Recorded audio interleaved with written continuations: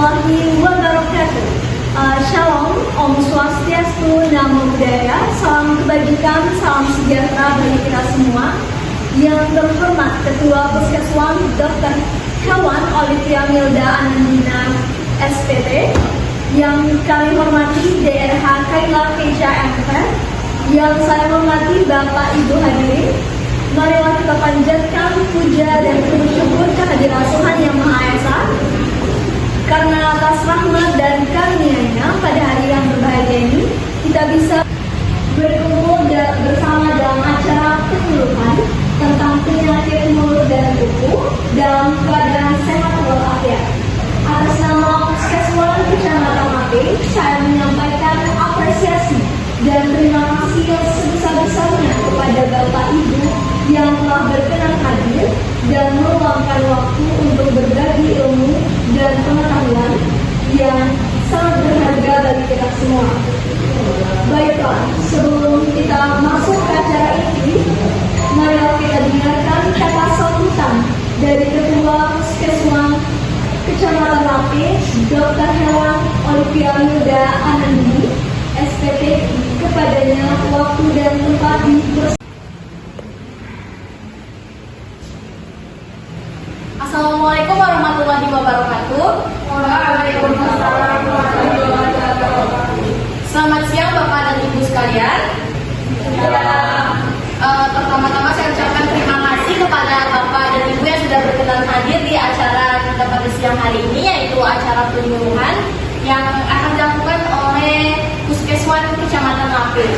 Terima kasih kepada narasumber yang sudah meluangkan waktu dan sudah berkenan untuk hadir untuk berbagi ilmunya kepada bapak-bapak dan ibu-ibu semua di sini. Semoga ilmu dari penyuluhan kali ini dapat bermanfaat bagi bapak-bapak dan ibu-ibu semua. Silakan nanti apabila ada bapak-bapak dan ibu-ibu yang ingin bertanya, silakan untuk bertanya, jangan ada yang singkat untuk bertanya kepada para pemateri kita nanti.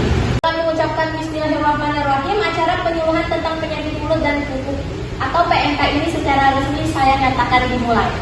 Wassalamualaikum warahmatullahi wabarakatuh. Waalaikumsalam warahmatullahi wabarakatuh.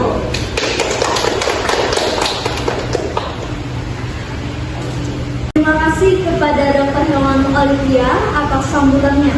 Selanjutnya yaitu sambutan dari Dr. Hewan Puskeswan Kecamatan Maping, Dr. Hewan Kaila MF, kepadanya kami persilakan. Assalamualaikum warahmatullahi wabarakatuh.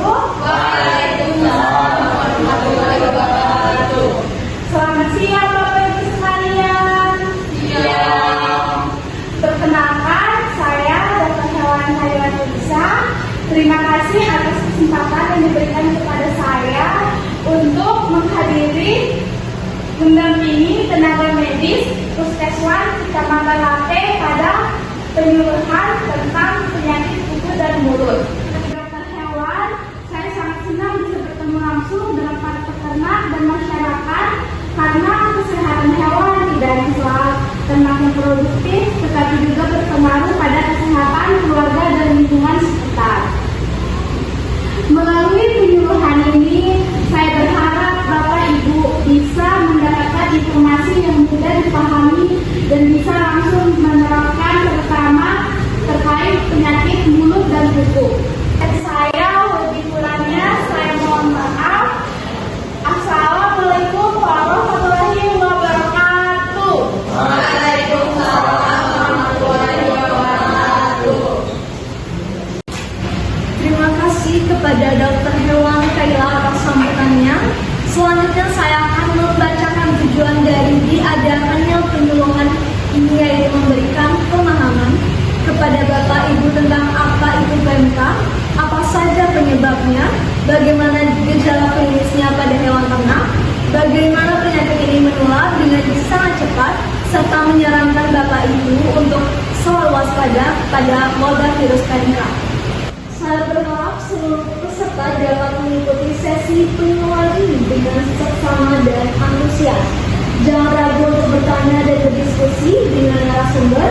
Semoga kegiatan ini berjalan lancar dan membawa manfaat yang besar bagi kemajuan pengetahuan kita dan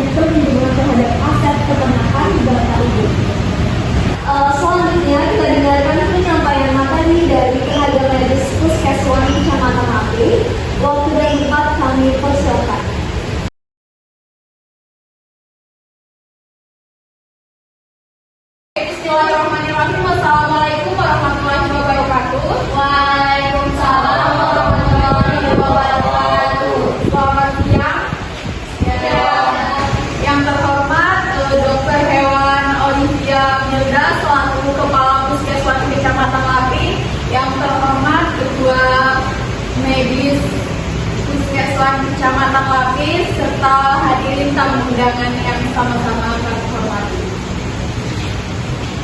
Baik, pertama-tama marilah kita panjatkan puja dan puji syukur kehadirat Allah Subhanahu wa Ta'ala atas limpahan rahmat dan karunia-Nya sehingga kita dapat berkumpul di siang hari ini dalam acara penyuluhan tentang investigasi kasus PMK di Sumbawa. Baik Bapak Ibu hadirin yang sama-sama kami hormati, perlu kita ketahui bahwa penyakit mulut dan kuku atau PMK atau biasa disebut juga dengan foot mouth disease merupakan jenis penyakit yang bersifat infeksius dan akut serta penularannya yang sangat tinggi pada hewan berkuku genap atau belah. Nah, jadi awal mula wabahnya PMK di Indonesia diduga karena adanya dampak kebijakan impor daging dan ternak hidup dari negara-negara yang belum berstatus bebas PMK seperti di India. Bentukan terkenal dijelaskan kira bahasa Indonesia, saya jelaskan kira bahasa Sumbawa. Jadi penyakit PMK, penyakit mulut dan kuku, memang kita kan penyakit buah kuku. Jangan si penyakit infeksius serang hewan di kuku genap yang kampi, kebo, bedis. Penyakit kita mulakan tawang Indonesia kali impor daging kali negara buka terinfeksi yang iya. Baik, itu tadi penjelasan singkat tentang penyakit mulut dan kuku. Nah, kemudian penyebab penyakit mulut dan kuku ini disebabkan oleh enterovirus yang sangat kecil, di mana dari famili Fibrobacteriaceae, genus Aftovirus. Nah, kemudian ada 7 tipe virus PMK yakni A, O, C, Asia, South African Territory, ada SARS-1, SARS-2, dan SARS-3. Nah, kemudian sifat-sifat virusnya yaitu dia sangat labil, antigenitasnya cepat dan mudah berubah, kemudian dia tidak tahan pH asam dan basa, panas, sinar UV dan disinfektan. Dan yang terakhir itu dia terdapat protein virus PMK tahan berbulan-bulan terhadap kekeringan dan dingin. Nah kan itu kita apa penyakit PMK kan? Ada itu harus itu apa penyebab kali virus kan? Penyakit PMK disebabkan link antivirus paling mudah kalau lebih Bernardinidae, genus antivirus. Ada tipe PMK nanti tipe A, O, C, Asia, South Africa, Territory, D1, 2, D3. Dan ada sifat-sifat virus yang sangat labil, antigenitas dan cepat berubah, tahan pH asam, kibasa, panas, sinar UV, disinfektan. Yang ada protein virus ditahan berbulan-bulan, ya, boleh keluar dingin. Baik, setelah itu kita masuk ke gejala klinisnya. Yang pertama, dia lebut dan erosi pada mulut, hidung, puting dan sekitar kuku.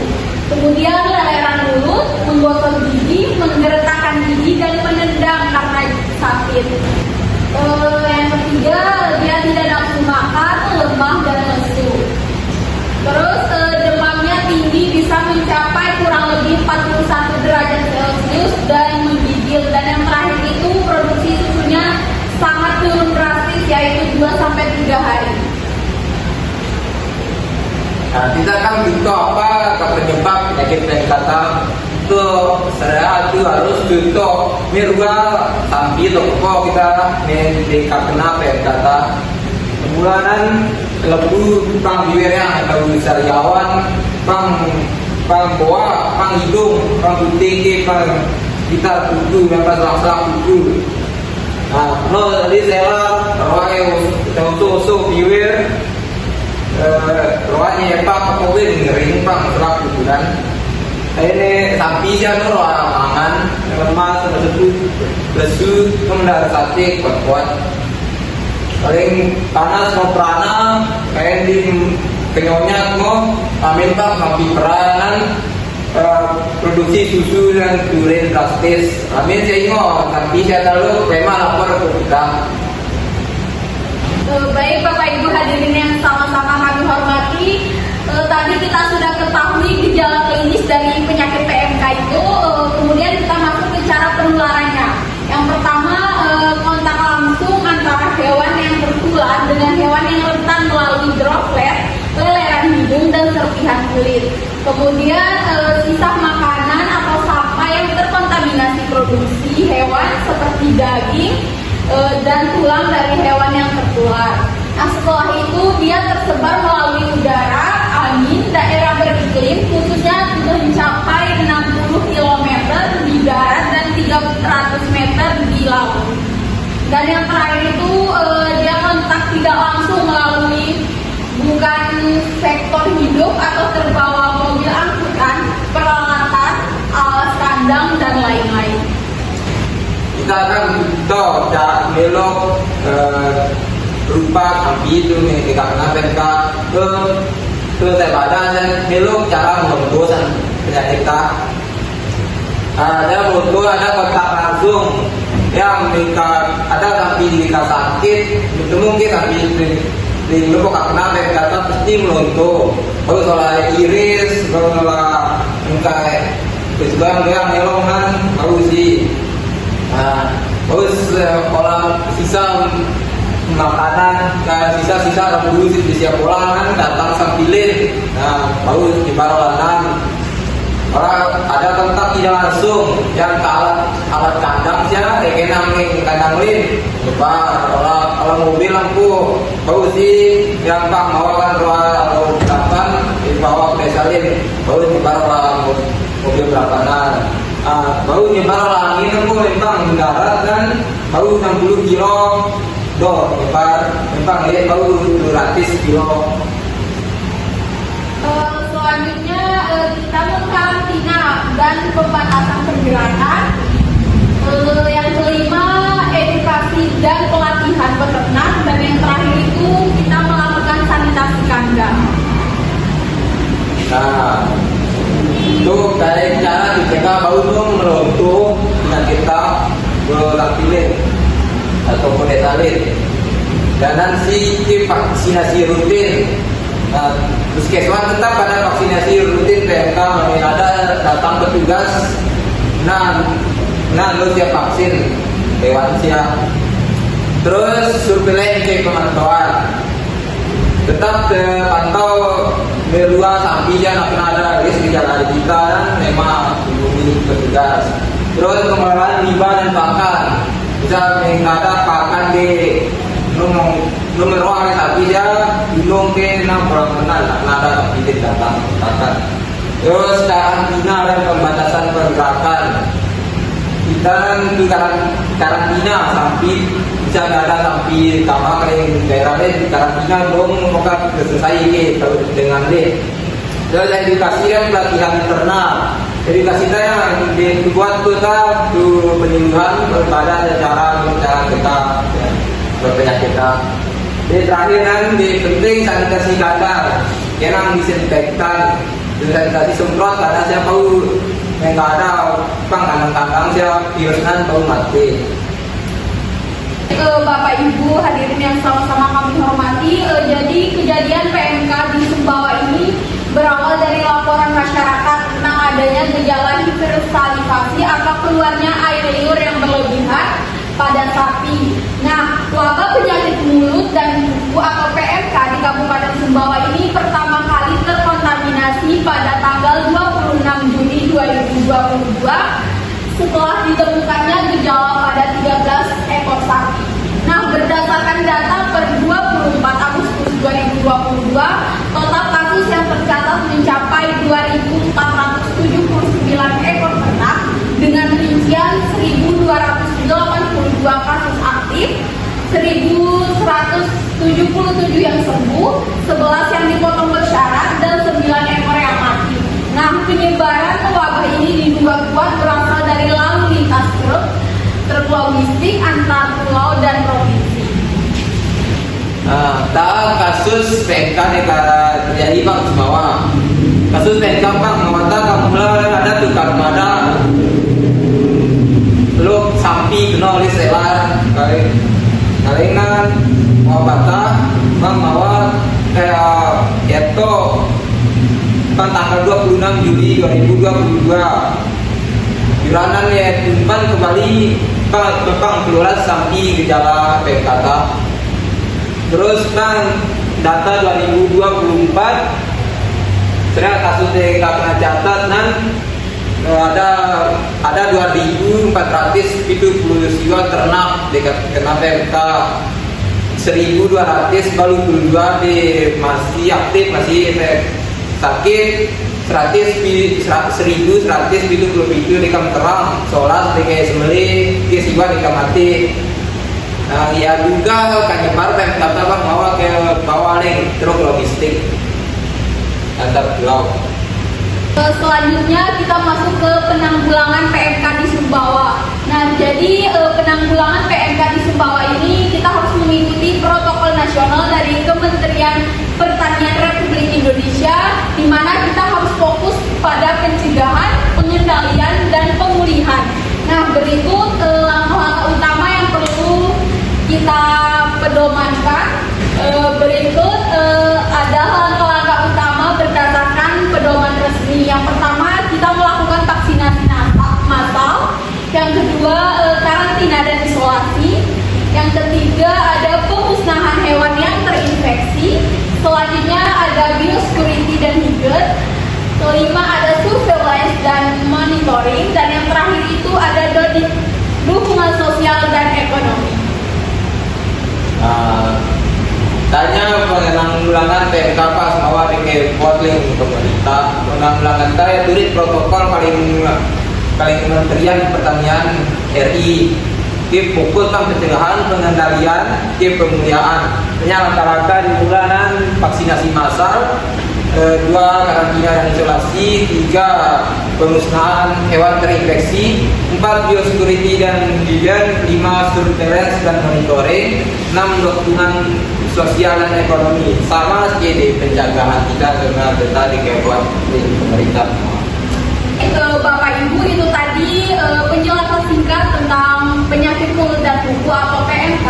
Nah, pada saat ini kita belum ditemukan kasus PMK baru di Sumbawa. Nah, berdasarkan hasil identifikasinya pada awal, PMK ini belum ditemukan di Sumbawa dan Pulau Sumbawa. Vaksinasi dan kewaspadaan tetap harus kita tingkatkan untuk mencegah kembalinya wabah di masa yang akan datang. Kali penanggulangan PMK mawa kita nanti rajin vaksin turun pada jumpan PMK mawa kita pulau mawa tanung moda jumpan PMK. Lalu kita vaksinasi ke waspada kita terhadap ternak tu atau suspek kena ada malik kembali ke kanan tetap buat vaksinasi kita. Baik Bapak Ibu hadirin yang sama-sama kami hormati, itu tadi yang dapat kami sampaikan. Lebih kurangnya kami mohon maaf. Wabillahi taufiq wal hidayah. Wassalamualaikum warahmatullahi wabarakatuh. Waalaikumsalam warahmatullahi wabarakatuh. Baiklah, tidak terasa kita sudah berada di penghujung acara.